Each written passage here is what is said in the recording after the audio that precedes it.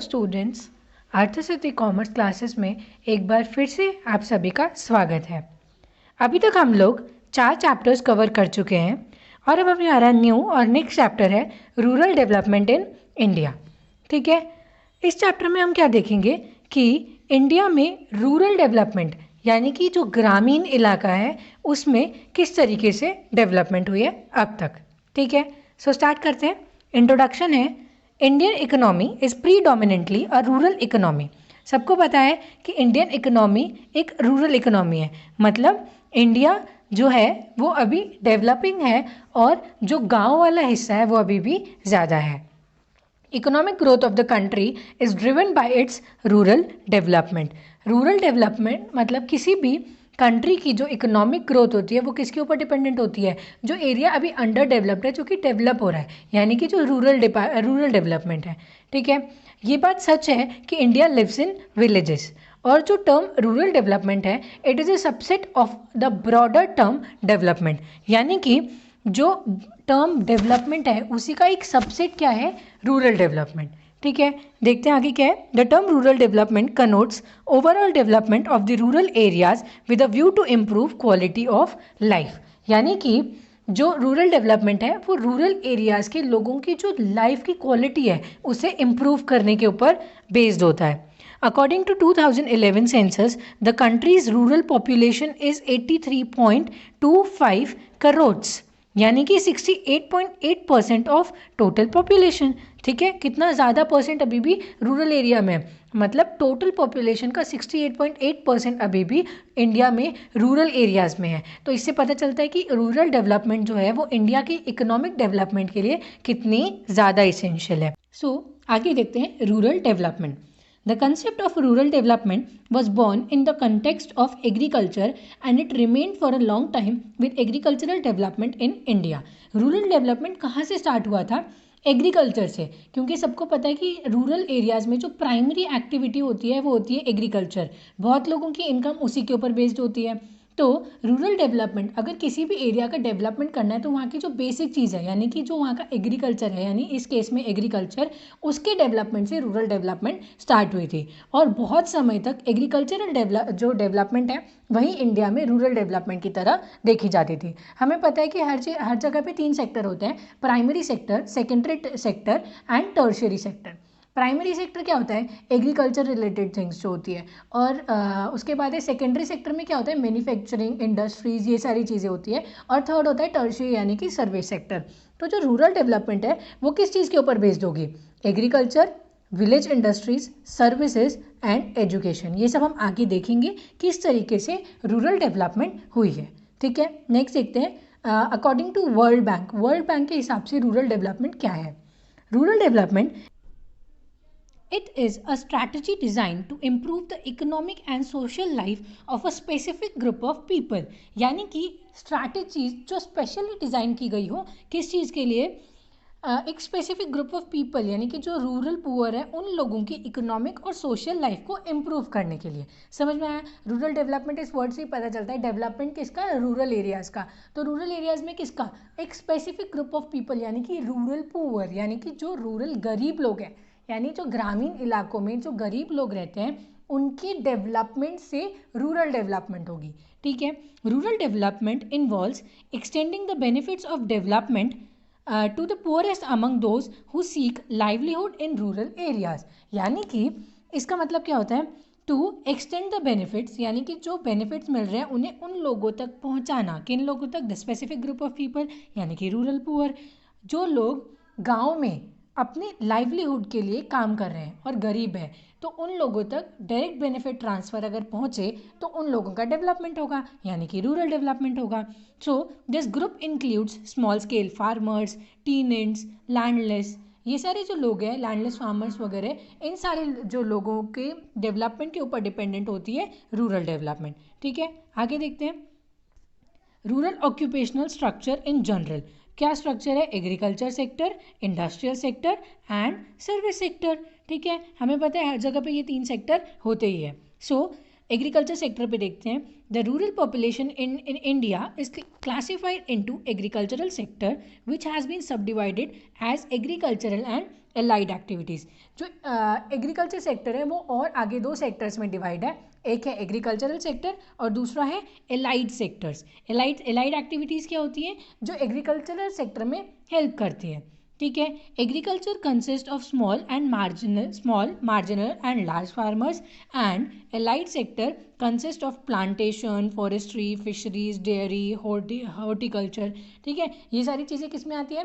Allied sector में आती है। और एग्रीकल्चर में क्या आता है? स्मॉल फार्मर्स हो गए, मार्जिनल फार्मर्स हो गए, लार्ज फार्मर्स हो गए, ठीक है। तो एग्रीकल्चरल सेक्टर समझ में आया क्या होता है? इसमें दो एक्टिविटीज़ होती है, एक एग्रीकल्चरल एक्टिविटी और एक अलाइड एक्टिविटीज़, ठीक है। उसके बाद है इंडस्ट्रियल सेक्टर, ठीक है। Industrial sector is defined as an economic activity concern with the processing of raw material and manufacture of goods in factories. यानी कि इंडस्ट्रियल सेक्टर होता क्या है कि आपने जो रॉ मटेरियल आपके पास जो है उससे आपने उसमें कुछ इम्प्रूवमेंट करके या फिर उसमें उस रॉ मटेरियल को यूज़ करके कुछ प्रोडक्शन करके जो न्यू प्रोडक्ट बनाया होता है वो इंडस्ट्रियल सेक्टर का काम होता है, ठीक है। यानी कि manufacture of goods in factories, ठीक है। आगे देखते हैं। This sector has been classified into small scale, cottage and rural industries, ठीक है। ये सेक्टर भी आगे क्लासिफाइड है किसमें? छोटे इंडस्ट्रीज, कॉटेज इंडस्ट्रीज और रूरल इंडस्ट्रीज, ओके। आगे है service sector. The service sector termed as tertiary sector, as I said earlier, primary, secondary and tertiary sector, ठीक है। तो सर्विस सेक्टर को और भी क्या कहा जाता है? टर्शियरी सेक्टर कहा जाता है। It involves provision of services to business as well as final consumers, ठीक है। यानी कि ये सर्विसेज किसे प्रोवाइड करता है? बिजनेस सेक्टर को भी और फाइनल कंज्यूमर्स को भी। अब देखते हैं किस तरीके से। अगर आपने देखा कि आपके पास कोई फार्म है, वहाँ पे आप एग्जाम्पल ले लेते हैं कि आप शुगर केन प्रोड्यूस करते हो और दूसरी तरफ आपके पास एक इंडस्ट्री है, वहाँ पे उस शुगर केन से कुछ मैन्युफैक्चर किया जाता है, जैसे कि शुगर हो गया या फिर गुड़ हो गया, ठीक है। तो इसमें सर्विस सेक्टर का क्या रोल है? जो आपका फार्म है वो प्राइमरी सेक्टर है, जो आपकी इंडस्ट्री या फिर आपकी जो फैक्ट्री है वो इंडस्ट्रियल यानी कि सेकेंडरी सेक्टर है। तो इन दोनों के बीच को लिंक कौन करेगा? जो शुगर केन है वो फैक्ट्री तक पहुंचेगा कैसे? ट्रांसपोर्ट का मीडियम चाहिए, ठीक है। और अगर ये तो ठीक है पास का हो गया, लेकिन अगर आपका जो रॉ मटेरियल है, आपका जो प्रोडक्ट है वो कहीं दूर जा रहा है, ठीक है, सी रूट से जा रहा है या फिर रोड से ही जा रहा हो, तो उसके लिए आपका इंश्योरेंस भी चाहिए होता है। तो इंश्योरेंस भी एक सर्विस सेक्टर है, ठीक है। उसी के साथ अगर आपको उसमें बैंकिंग फैसिलिटी चाहिए तो वो भी एक सर्विस सेक्टर है, ठीक है। यानी कि प्राइमरी और सेकेंडरी को जो लिंक कर रहा है वो क्या है? सर्विस सेक्टर है। अभी हम कहाँ पे थे? शुगर केन फार्म और फैक्ट्री पे, ठीक है।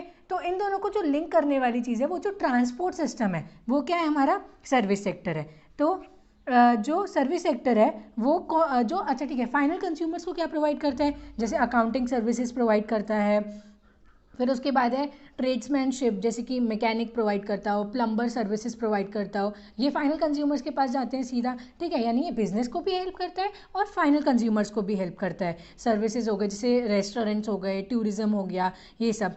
अब आगे देखते हैं, जो सर्विस सेक्टर है वो भी फर्दर क्लासिफाइड है किसमें? ट्रेडर्स में, ऑपरेटर्स में और प्रोफेशनल और टेक्निकल्स में, ठीक है। तो ये क्या है? यानी इसका एक पार्ट है ट्रेडर्स यानी होलसेलर्स और retailers, transport operators, professionals and technical, ठीक है। आगे देखते हैं क्या है significance of rural development in India. उससे पहले हम देखेंगे रूरल डेवलपमेंट क्या है। Rural development in India has witnessed various plans and policies initiated by the government as well as at the non-government levels. India में रूरल डेवलपमेंट बहुत सारे plans policies जो गवर्नमेंट ने बनाए उसके थ्रू भी हुआ है और कुछ नॉन गवर्नमेंट लेवल्स के थ्रू भी हुआ है। तो जो अप्रोप्रिएट स्ट्रैटेजीज है अगर वो इम्प्लीमेंट किए जाए रूरल एरियाज़ में या फिर रूरल डेवलपमेंट के लिए तो इकोनॉमिक ग्रोथ होगा। किसका? रूरल डेवलपमेंट के साथ साथ पूरे इकोनॉमी का, यानी कि पूरे इंडियन इकोनॉमी का भी, ठीक है। अब हम देखते हैं significance of rural development in India. ज़रूरत क्यों है या फिर उसका इंपॉर्टेंस क्या है? सबसे पहले public health and sanitation. Rural development helps to improve sanitation and hygiene, providing safe drinking water and affordable health facilities. Rural development किस चीज़ में हेल्प करती है? जो वहाँ की हाइजीन हो गया, सैनिटेशन हो गया, लोगों तक साफ़ पीने का पानी पहुँचाना और उनको जो हेल्थ फैसिलिटीज़ जो उनको अफोर्डेबल रेट में प्रोवाइड करना। तो इससे क्या होगा, यहाँ के लोगों की जो क्वालिटी ऑफ लाइफ है वो अपने आप इम्प्रूव होगी। यानी कि जो चीज़ें अगर उन्हें कम प्राइस में या फिर उनके अफोर्डेबल प्राइस में मिल रही है तो उनका जो क्वालिटी ऑफ लाइफ है वो ऑटोमेटिकली इम्प्रूव होगा। उनका क्वालिटी ऑफ लाइफ इम्प्रूव होगा तो अपने आप एरिया का डेवलपमेंट होगा, एरिया का डेवलपमेंट होगा तो अपने आप पूरे इकोनॉमी का डेवलपमेंट होगा। आगे है literacy rate in rural area. ठीक है, so literacy is a powerful instrument of socio economic change. Literacy यानी पढ़ा लिखा होना, ये जो है वो सोशियो इकोनॉमिक चेंज के लिए बहुत ही ज़्यादा इम्पॉर्टेंट है। यानी कि अगर आप अच्छे से पढ़े लिखे हो तो आप जो आपकी सोसाइटी है आप उसे उसमें इम्प्रूवमेंट कर सकते हो, या फिर आप अपने हिसाब से उस सोसाइटी को एडजस्ट कर सकते हो और सोसाइटी के साथ एडजस्ट हो सकते हो। उसी के साथ आपका जो आपके इकोनॉमी को डेवलपमेंट करने में भी आपका हाथभार रहेगा। यानी कि सोशियो और इकोनॉमिक इन दोनों चेंजेस के लिए लिटरेसी सबसे ज़्यादा इम्पॉर्टेंट है। However there is a considerable gap between the rural and urban literacy rates. फिर भी अभी भी अर्बन और रूरल एरियाज़ का जो लिटरेसी रेट है उसके बीच में अभी भी एक गैप दिखाई देता है। जो रूरल डेवलपमेंट है वो इस गैप को ब्रिज मतलब इस गैप को कम करने के लिए हर एक लेवल पे या फिर अलग अलग लेवल पे एजुकेशनल सिस्टम में इम्प्रूवमेंट करने पे लगा हुआ है। ठीक है, यानी कि क्या है, इसका मतलब क्या है, जो रूरल डेवलपमेंट है अगर वो एजुकेशन सेक्टर में या फिर लिटरेसी रेट को इम्प्रूव करने के लिए जो अर्बन एरियाज़ का या फिर जो रूरल एरियाज़ का लिटरेसी रेट है उन दोनों को इक्वल या फिर उन दोनों को इंक्रीज करने के लिए कहीं ना कुछ प्लान्स एंड पॉलिसीज फॉर्म किए जा रहे हैं। आगे है empowerment of women. Women empowerment बहुत ज़्यादा ज़रूरी है। Rural development helps to reduce gender disparity. देखा जाए तो रूरल एरियाज़ में अभी भी वुमेन्स को उतने राइट्स नहीं होते हैं या फिर वो उतने आगे नहीं जा पाते। लेकिन जो गवर्नमेंट के प्लान्स है, स्कीम्स है, पॉलिसीज़ है, जैसे बेटी बचाओ बेटी पढ़ाओ, ये सारे जो स्कीम्स पॉलिसीज़ है इनके पास जो वुमेन का जो एम्पावरमेंट है वो कहीं ना कहीं इंक्रीज़ होते हुए दिखाई दे रहा है। फिर वुमेन्स की जो लिटरेसी रेट है वो भी कहीं ना कहीं इंक्रीज़ होते हुए दिखाई दे रहा है। या फिर जो जेंडर डिस्पैरिटी है यानी कि बेटा चाहिए बेटी नहीं चाहिए, तो ये जो थिंकिंग है वो कहीं ना कहीं अब धीरे धीरे चेंज होते हुए दिखाई दे रही है। किस चीज़ की वजह से, जो रूरल डेवलपमेंट यानी कि जो रूरल स्कीम्स, रूरल पॉलिसीज़ पहुंच रही है। जैसे कि हमने लास्ट लेक्चर में देखा था कि एक रेंज थी, उसके बीच में अगर गर्ल स्कूल जाती है तो उन्हें फ्री बाइसिकल्स प्रोवाइड की जाती है। ठीक है, तो ये सब क्या है, कुछ छोटे मोटे स्कीम्स हैं, पॉलिसीज़ है जिसकी वजह से जो वुमेन है, जो गर्ल्स है, उनको भी कहीं ना कहीं एम्पावरमेंट मिल रही है। ठीक है, to meet the diverse need of rural women as well as encourage their participation in community development programs। यानी कि अब ये भी हमें पता है कि जो ग्राम पंचायत वगैरह होती है उसके अंदर एक पर्टिकुलर वुमेन्स के लिए रिजर्वेशन रखा गया है कि वहाँ पे एटलीस्ट एक वुमेन तो होनी चाहिए जो कि उस सेक्टर को, जो वुमेन सेक्टर को जो वो हिस्सा है एक सोसाइटी का, तो उसे रिप्रेजेंट कर सके।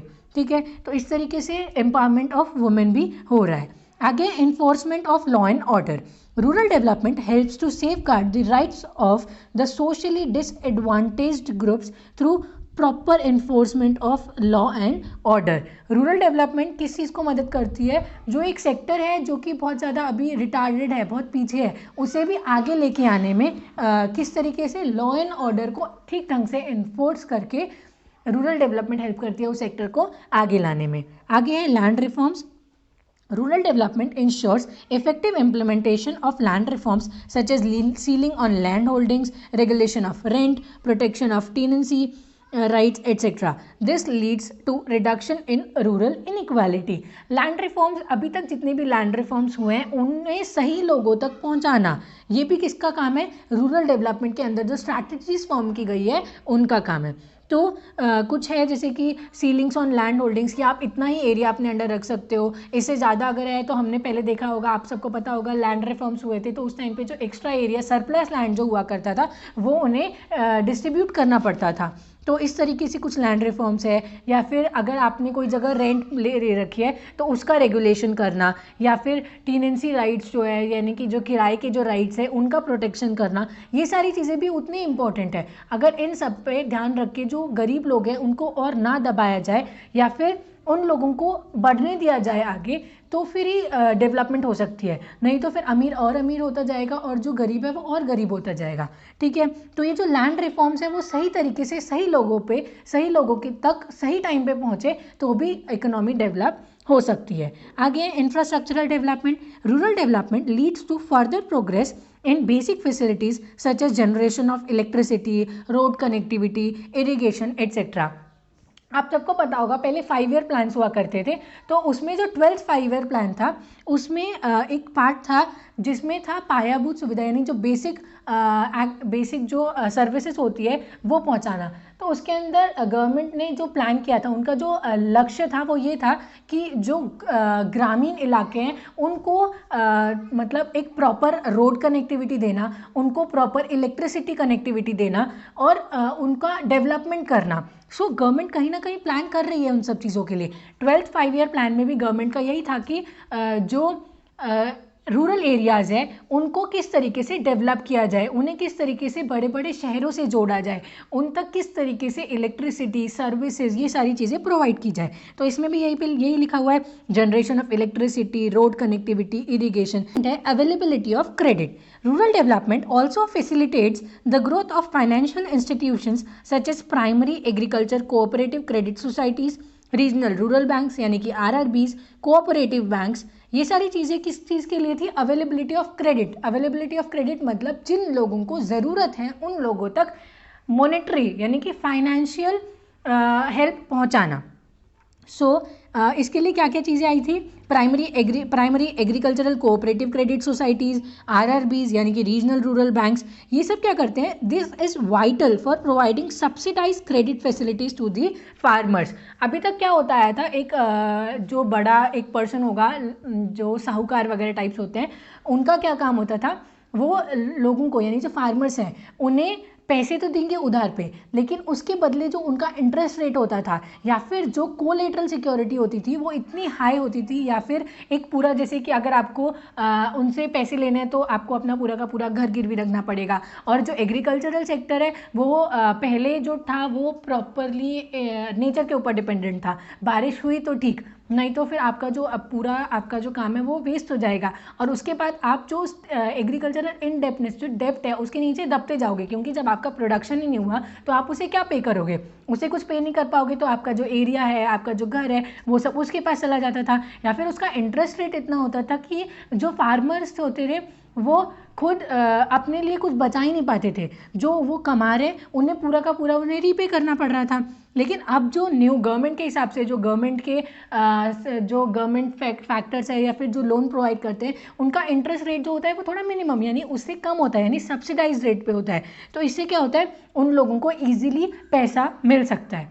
आगे है इरेडिकेशन ऑफ पॉवर्टी। सबसे इंपॉर्टेंट यही है, गरीबी को कम करना। रूरल डेवलपमेंट का सबसे इंपॉर्टेंट काम क्या है? गरीबी को किसी तरीके से कंट्रोल में करके लोगों की जो क्वालिटी ऑफ लाइफ है उसे इम्प्रूव करना। Rural development leads to an increase in rural incomes and standard of living. This helps in eradication of poverty. ठीक है, समझ में आया यहाँ तक आपको? नेक्स्ट देखते हैं, agricultural credit in India.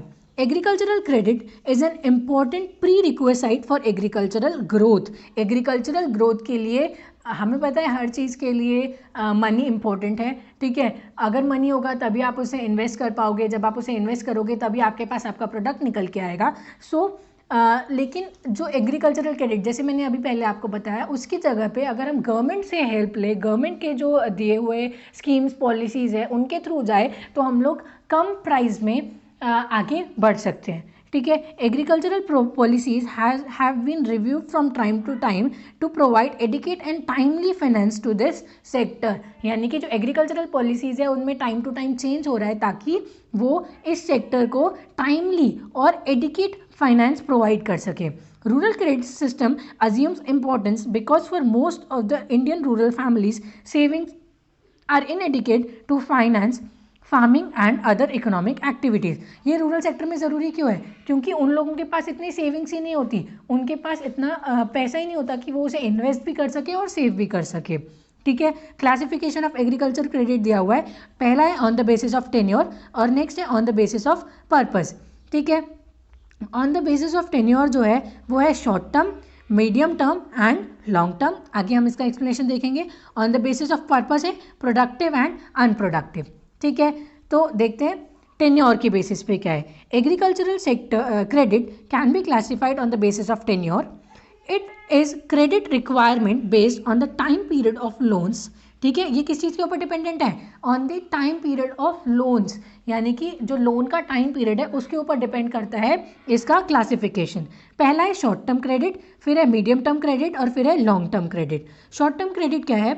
It refers to loan not exceeding 2 years, यानी कि 2 साल से कम टाइम के लिए जो लोन लिया गया होता है वो शॉर्ट टर्म क्रेडिट होता है। इसकी ज़रूरत क्यों होती है?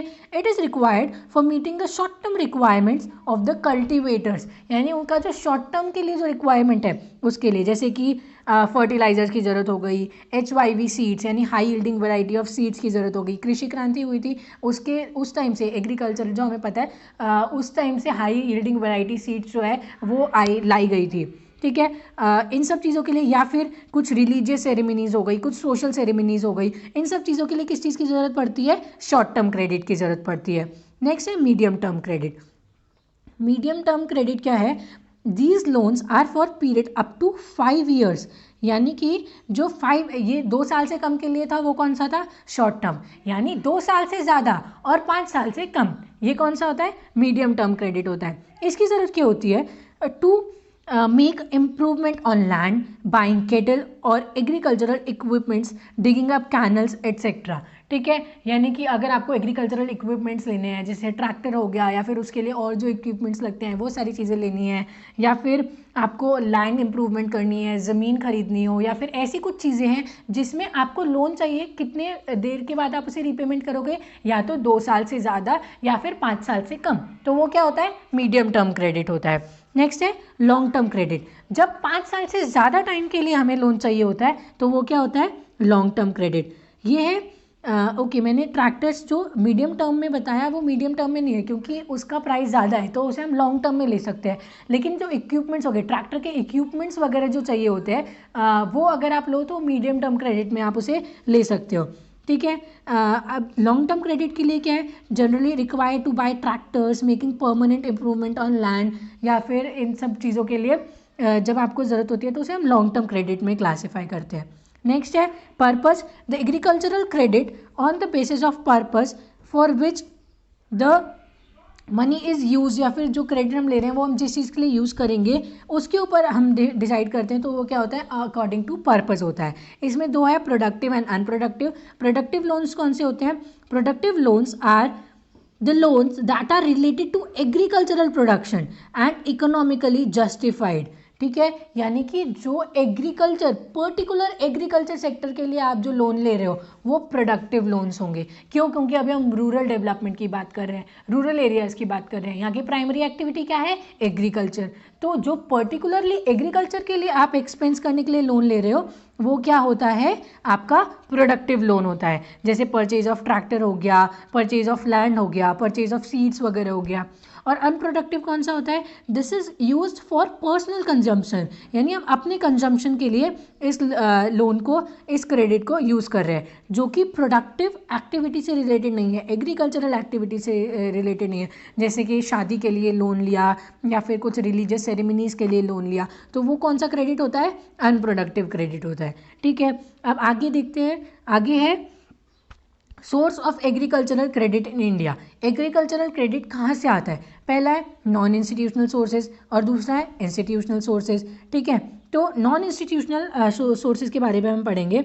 The non institutional finance forms an important source of rural credit in India, constituting around 40% of total credit in India। देख रहे हो आप 40%, कितना बड़ा अमाउंट है जो कि अभी भी नॉन इंस्टीट्यूशनल सोर्सेज से लिया जाता है।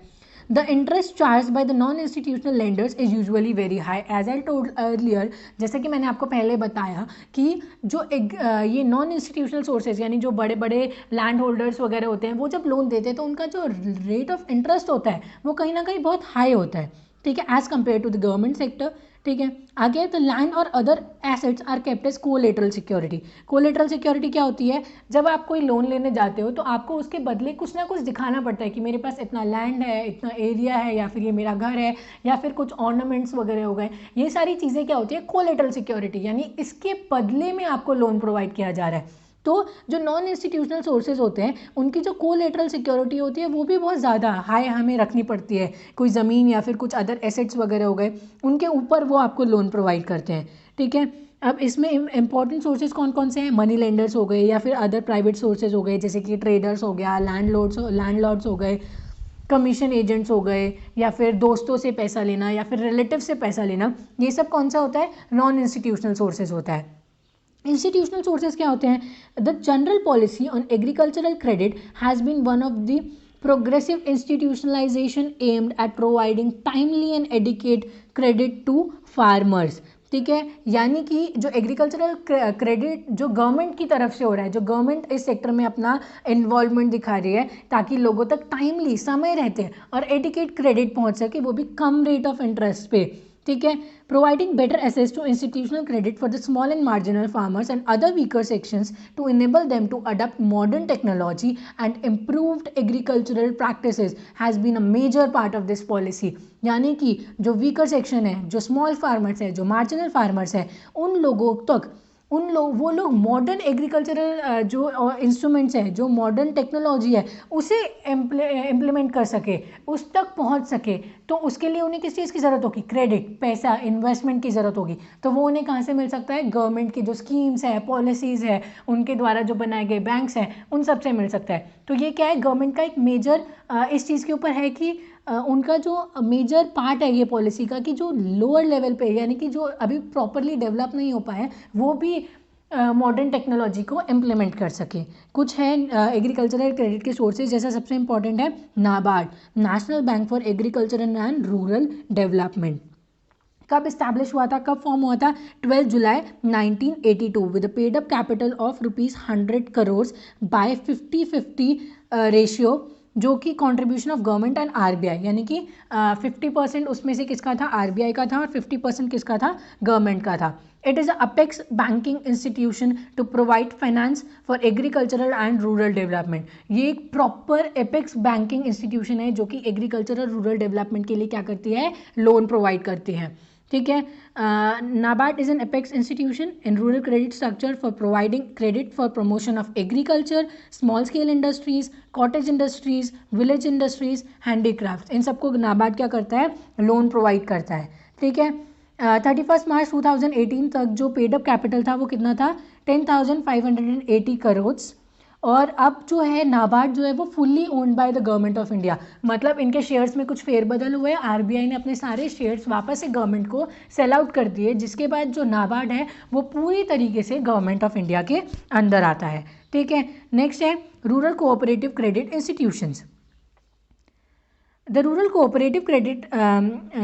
credit cooperatives may be further divided into short-term credit cooperatives and long-term credit cooperatives।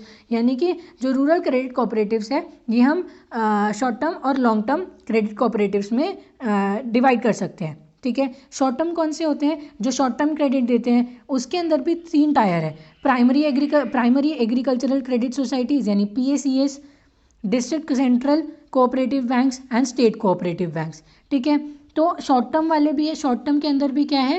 3 part में डिवाइड किया गया है, primary agricultural credit societies, district central cooperative banks and state cooperative banks, या फिर ठीक है। इसके बाद है लॉन्ग टर्म क्रेडिट कोऑपरेटिव्स।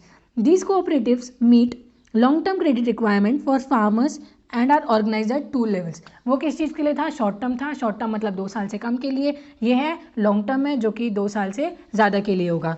ठीक है, इसके अंदर भी 2 पार्ट हैं, primary cooperative agricultural and rural development banks and state cooperative agricultural and rural development banks. ठीक है, जो प्राइमरी है वो विलेज लेवल पे और एक इंडिपेंडेंट यूनिट की तरह काम करते हैं, और जो स्टेट लेवल है वो अलग अलग मतलब एक स्टेट लेवल पे मेन रहता है और उसके अलग अलग ब्रांचेस जो होते हैं वो छोटे छोटे गाँव में होते हैं। ठीक है, इसके अलावा और भी है, जैसे कि कमर्शियल बैंक्स हो गए, RRBs हो गए, माइक्रो फाइनेंस इंस्टीट्यूशंस हो गए।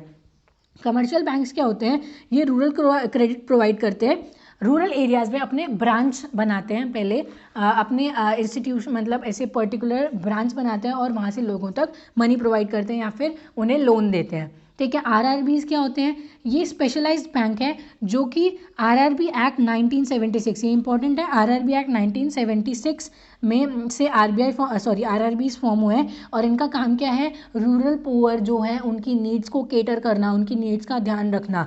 तो इनके जो कमर्शियल बैंक्स हैं वो प्रॉपरली रूरल ओरिएंटेड होते हैं, ये लो कॉस्ट प्रोफाइल कोऑपरेटिव्स होते हैं जो कि जिनका एक प्रॉपर डिसिप्लिन होता है, प्रॉपर प्रोफेशनल डिसिप्लिन होता है और इनका आउटलुक भी कमर्शियल बैंक्स की तरह होता है, लेकिन इनका प्रॉपर काम क्या होता है, जो रूरल पुअर है उन लोगों तक क्रेडिट फैसिलिटीज़ प्रोवाइड करना। उसके बाद है micro finance institutions. Bank offer concessional interest rate for the rural credit. However, small farmers are unable to assess them because of borrower unfriendly products and procedures. ठीक है, बैंक्स जो होते हैं वो एक अफोर्डेबल क्रेडिट रेट प्रोवाइड तो करते हैं, इंटरेस्ट रेट प्रोवाइड तो करते हैं, लेकिन जो बहुत ही ज़्यादा गरीब लोग हैं वो वहाँ तक पहुँच नहीं पाते हैं। ठीक है, या फिर जो उनका जो अनफ्रेंडली प्रोडक्ट्स या फिर अनफ्रेंडली प्रोसीजर्स होते हैं, जो बोरोवर अनफ्रेंडली, यानी कि जो उन बहुत लंबे लंबे प्रोसीजर्स होते हैं, यहाँ जाओ वहाँ जाओ, ये डॉक्यूमेंट्स लेके आओ, वो डॉक्यूमेंट्स लेके आओ, तो इस वजह से जो रूरल पुअर है वो उन तक पहुँच नहीं पाता है ढंग से, या फिर इनफ्लेक्सिबिलिटी की वजह से, डिलेज की वजह से, ट्रांजैक्शन कॉस्ट ज़्यादा है इसकी वजह से। तो इसी वजह से क्या होता है, जो एनजीओज होते हैं, नॉन गवर्नमेंट इंस्टीट्यूशंस या फिर नॉन गवर्नमेंट ऑर्गेनाइजेशंस होते हैं, वो एक अल्टरनेटिव प्रोवाइड करते हैं जिसको कि हम माइक्रो फाइनेंस इंस्टीट्यूशंस कहते हैं, जो कि मिड 70s से चला आ रहा है। और ये जो है रूरल पुअर्स को ईजिली, मतलब बहुत ही ईजिली तरीके से लोन्स प्रोवाइड कर देते हैं, ना ज़्यादा प्रोसीजर्स ना कुछ, और इंटरेस्ट रेट भी इनका कम ही होता है। ठीक है, यहाँ तक समझ में आया आप लोगों को। ऐसे ही सेल्फ हेल्प ग्रुप्स भी होते हैं, सेल्फ हेल्प ग्रुप्स जो फीमेल्स होती हैं वो छोटे छोटे कमिटीज़ फॉर्म करते हैं, या फिर आप कह सकते हो जो एक पूरा गांव है उसके कुछ लोग मिलके अपने खुद के लिए एक कोऑपरेटिव फॉर्म कर लेते हैं। तो ये सारी चीज़ें होती हैं कहीं ना कहीं जो रूरल सेक्टर्स में लोन प्रोवाइड करने में हेल्प करती है। ठीक है, तो ये जो अभी तक हमने देखा ये प्रॉपर जो था वो रूरल डेवलपमेंट के बारे में था। आपको जो है मतलब इसमें क्या इम्पोर्टेंट है, जो लास्ट का जो था एग्रीकल्चरल क्रेडिट के बारे में, नाबार्ड हो गया या फिर जो माइक्रो फाइनेंस इंस्टीट्यूशंस हो गए, रूरल कोऑपरेटिव क्रेडिट इंस्टीट्यूशंस हो गए, या फिर किस बेसिस पे होता है। हम स्टार्टिंग से देखते हैं हमने क्या क्या देखा इसमें। सबसे पहले हमने देखा था रूरल डेवलपमेंट क्या होती है, कितने सेक्टर्स में डिवाइड किया है, agricultural sectors, industrial sector, service sector, फिर उसकी ज़रूरत क्यों है, रूरल डेवलपमेंट की ज़रूरत क्यों है, वर्ल्ड बैंक ने रूरल डेवलपमेंट को किस तरीके से डिफाइन किया है। ठीक है, फिर एग्रीकल्चरल क्रेडिट क्या है, किस चीज़ से होता है, टेन्योर के ऊपर डिपेंडेंट होता है, पर्पस के ऊपर डिपेंडेंट होता है। तो इस चैप्टर में हमने ओवरऑल कहाँ किस चीज़ के बारे में देखा, रूरल डेवलपमेंट के बारे में देखा। आई होप आप सभी को समझ में आया होगा प्रॉपरली, और अगर आपका कोई भी डाउट हो तो आप नीचे कमेंट सेक्शन में बता सकते हो, कोई सजेशन हो वो भी आप नीचे कमेंट सेक्शन में बता सकते हो। ठीक है, इसके बाद हम नेक्स्ट चैप्टर जो करेंगे वो है पॉपुलेशन इन इंडिया। ये न्यू बुक है, सो इसमें प्रॉपरली 2011 का जो सेंसस है उसके बारे में पूरा डिटेल्ड है। उसके नोट्स भी आपको प्रोवाइड किए जाएंगे, इसके नोट्स भी आप ले सकते हो। ठीक है, थैंक यू। अगर आपको कोई भी सजेशन देना हो तो आप नीचे कमेंट सेक्शन में सजेस्ट कर सकते हो। Okay, thank you.